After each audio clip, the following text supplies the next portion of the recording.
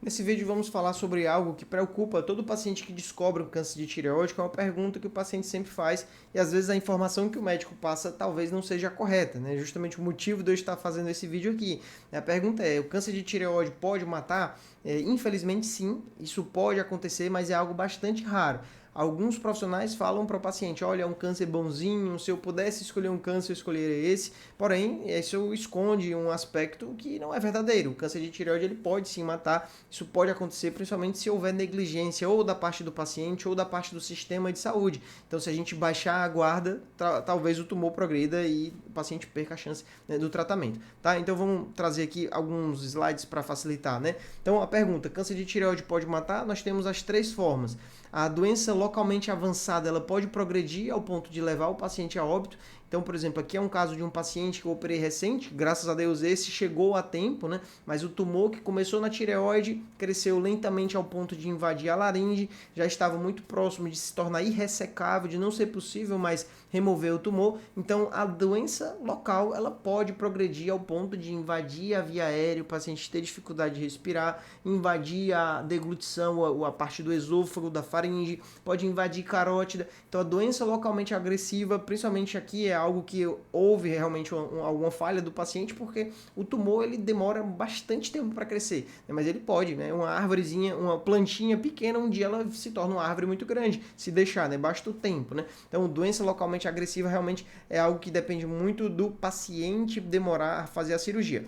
A principal forma de o câncer de tireoide conseguir matar um paciente, isso também é bastante raro, é a metástase à distância. Então, o tumor que surgiu na tireoide, ele pode se espalhar para os linfonodos, mas em alguns tumores, principalmente nos mais agressivos, que aparecem em pessoas com mais idade, ele pode enviar metástases para o pulmão, metástases para o cérebro, metástases para o fígado, metástases para o ósseo, e ele pode causar a insuficiência desses órgãos. Então, por exemplo, paciente que tem múltiplas metástases pulmonares, o pulmão pode chegar uma hora que não consiga mais funcionar e a pessoa morre, né, sem oxigênio. Da mesma forma, o cérebro, a pessoa entra em coma, no fígado, entra em falência hepática, em cirrose, e a metástase óssea, o paciente começa a ter fraturas debilitantes e não consegue mais deambular. Então, isso é algo que pode acontecer, mas em geral também é algo muito lento, e o paciente que trata o câncer desde o início, pega o tumor bem pequeno, dificilmente isso acontece. Muitos pacientes têm essa preocupação. Quando faz a cirurgia, faz a iodoterapia e não havia mais nenhum sinal de doença, a chance de desenvolver esse tipo de problema é muito baixa, porque para que a doença seja plantada a semente à distância, precisa ter um local que está enviando, né? Então, se o paciente já foi tratado e não tem mais nada, a chance de ter metástase à distância é muito baixa. Mas a causa desses casos, a causa de ter metástase à distância na maioria dos pacientes é um paciente que descobriu o tumor muito tarde. Então, quando fez o diagnóstico inicial, a lesão já estava não só no pescoço, mas em outros locais. Geralmente é a situação mais comum na maioria dos pacientes, né? Então, a metástase à distância, esse caso foi um caso que a gente abordou recentemente, uma paciente que tratou o câncer de tireoide há 12 anos e a lesão, né, acabou se espalhando para o pulmão e depois se espalhou para o cérebro. Essa lesão que é possível ver aqui, isso daqui é uma metástase local, um implante cutâneo, né, provavelmente na manipulação da cirurgia, e a paciente acabou tendo sequelas neurológicas, e aqui o procedimento que a gente ia fazer era basicamente uma traqueostomia para conseguir deshospitalizá-la mais rápido, mas uma paciente que precisou fazer neurocirurgia por conta das metástases cerebrais. Então, é uma evolução bem desfavorável de um câncer de tireoide em uma paciente jovem, né? É algo que pode acontecer, né? Não é algo impossível, como muitos médicos falam.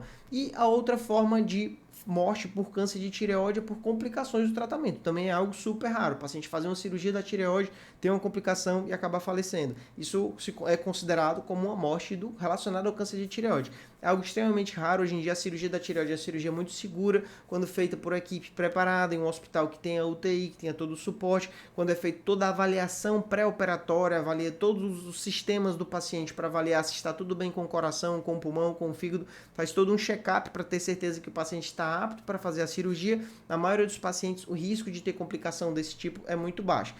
Outra informação que eu quero trazer para vocês aqui são as curvas de sobrevida. Então, aqui eu trouxe dados do livro do Jatin Shah, que é o meu livro favorito de cirurgia de cabeça e pescoço, e ele traz essa definição de grupos de risco. Então, os grupos de risco baixo risco, só acontecem em pacientes jovens, menores de 45 anos, tem tumores menores do que 4 centímetros, todo intragranulares, sem nenhum fator adverso, né? O grau do tumor é baixo e sem metástase à distância. Então, se o paciente tem menos de 45 e todos esses fatores estão dessa forma como eu falei, é considerado baixo risco. Se o paciente tem mais de 45 anos e tem esses fatores, tumor pequeno, todo dentro da tireoide sem nenhum fator, ele é considerado risco intermediário. E se o paciente jovem que tem todos esses fatores é risco intermediário, se o paciente tem mais de 45 anos, a luz está piscando, mais de 45 anos e tumor maior do que 4 centímetros ou extragranular, fatores de maior agressividade ou metástase à distância presente, esses pacientes é considerado um tumor de alto risco. Então, em geral, a morte pelo câncer de tireoide acontece nesse grupo aqui, pacientes que já têm uma idade mais avançada e que descobrem um tumor avançado. Por que isso acontece? Por que eles são considerados alto riscos e acaba tendo uma evolução desfavorável? Provavelmente porque esse paciente já está com a lesão há bastante tempo progredindo, o tumor teve a capacidade de sofrer várias mutações, né, que deram superpoderes a ele, né? Então, aqui uma outra informação muito interessante do livro, que é uma curva de sobrevida. Para quem nunca viu uma curva de sobrevida, ela funciona da seguinte forma: todos os pacientes começam aqui bem no começo, né, lá em cima, e à medida que há uma morte, um evento ruim, a curva vai caindo. Então, perceba que a curva no câncer de tireoide, aqui é um gráfico que a gente está levando em consideração 20 anos. Tanto os pacientes de baixo risco como intermediário risco, eles estão lá em cima. Eles não descem, né? Eles continuam lá os 20 anos, praticamente todos os pacientes, não houve nenhuma morte por câncer de tireoide nesses grupos.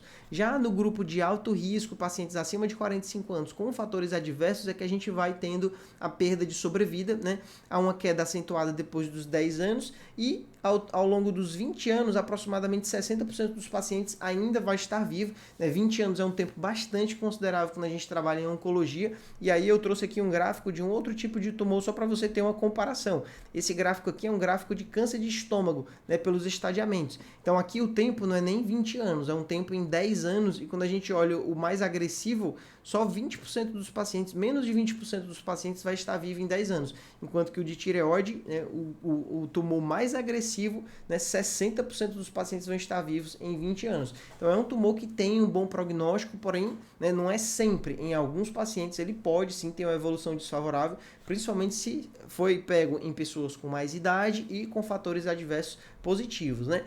Outras comparações que eu trouxe para mostrar aqui para vocês, né? Aqui ele mostra gráfico de sobrevida levando em consideração simplesmente o sexo. Então, o sexo feminino tem um prognóstico melhor, é esse que a curva está mais lá em cima, né? Enquanto que esse que a curva desce é o sexo masculino. E aí entra um viés, que é o homem se cuida menos do que a mulher, então a gente não tem como ter certeza se essa foi o fator principal, né? Eu tenho muitos pacientes do sexo masculino tratados desde o início, tumor pequeno, que faz o acompanhamento regularmente, que não tem recidiva, ou os que tiveram recidiva pegaram e trataram super cedo, e a evolução é semelhante ao sexo feminino, mas pode ser que, né, esse seja o motivo, né? Só o autocuidado, né? Outro ponto, em relação ao tamanho do tumor, pacientes com lesões menores do que 4 centímetros, a curva está lá em cima. Já os pacientes que têm lesões maiores do que 4 centímetros, que geralmente são tumores grandes, lesões malignas maior do que 4 centímetros, a gente vê a curva caindo. Então, a sobrevida em 20 anos em torno de 60%, 70%, né? Diferente dos pacientes que têm lesões pequenas. Aqui outro fator adverso em relação à metástase linfonodal. Os pacientes que têm linfonodos positivos, eles têm uma queda na sobrevida, mas aqui é importante lembrar que não é qualquer linfonodo que causa esse impacto na sobrevida. Existem as micrometástases, lesões muito pequenas que não vão impactar a sobrevida. E aqui, em pacientes com metástase à distância, realmente é onde a gente vê a curva mais acentuada. Então, um ponto, você pode enxergar o copo meio cheio e o copo meio vazio, né? Paciente com câncer de tireoide com metástase à distância, que tem uma metástase pulmonar, por exemplo, ele pode viver 20 anos, né? Não são todos os pacientes, são em torno de 37% dos pacientes, mas enxergando isso como algo positivo, nesses 20 anos que a pessoa sobreviveu, a medicina evoluiu muito, né? Então, basta estar vivo para que a gente consiga ter acesso a tratamentos que hoje ainda não existem. Então, é possível que hoje o seu tratamento não tenha chegado à cura, né? Não consiga mais controlar uma doença que está no pulmão, que está no fígado, que está no osso, mas pode ser que ano que vem, se você ainda estiver vivo, vai surgir um tratamento novo e você vai ficar curado. É algo que precisa ter sempre isso em mente, né? E não jogar a toalha, não desistir. Principalmente no câncer de tireoide, porque ele tem realmente uma sobrevida muito favorável se comparado aos outros cânceres. Mas a mensagem que eu quis trazer aqui é que não é 100%, né? Existem casos que morrem de câncer de tireoide.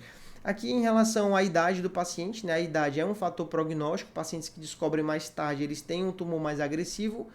Aqui, esse aqui eu vou ter repetido.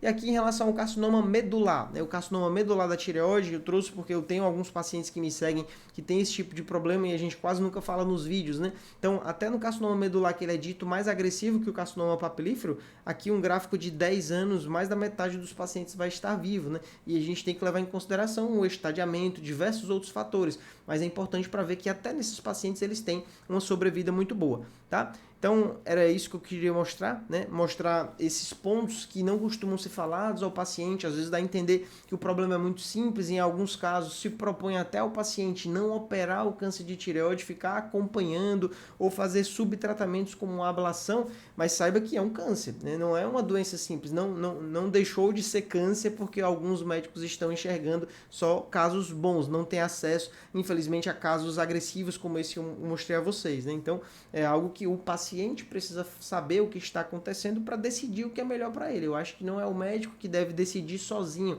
é uma decisão em conjunto. Eu sempre passo para os meus pacientes todas as opções de tratamento, tudo que pode acontecer, principalmente se o paciente quer ouvir, né? Lógico, às vezes o paciente está tão assustado que você dá muita informação pode até ser prejudicial, mas se o paciente está disposto a ouvir ou os familiares querem conhecer, é interessante entender, né, tudo o que pode acontecer e quais são as melhores alternativas para tomar uma decisão mais acertada. Algumas pessoas, elas têm muito medo da cirurgia e vão adiando a cirurgia, quando na verdade a cirurgia ela pode se tornar cada vez mais difícil se você não opera cedo, né? Então quando a pessoa escuta isso, ela, opa, então é melhor eu operar logo, e aí já faz a cirurgia com bem menos medo, né? E vai corajoso, vai com a cabeça erguida para o que tem que ser feito, né? A vida, ela surge, ela nos dá problemas, mas a gente tem que tirar algum ensinamento disso e tem que conseguir enfrentar para passar de fase, né? Como se fosse um jogo, tá? Mas é isso que eu tinha para falar. Esse vídeo deu bastante trabalho para preparar, então já peço o seu gostei, já clica aí no like, comenta como é que tem sido essa sua luta com o câncer de tireoide e as informações que você tem recebido sobre esse tipo de problema, e até o próximo vídeo. Muito obrigado.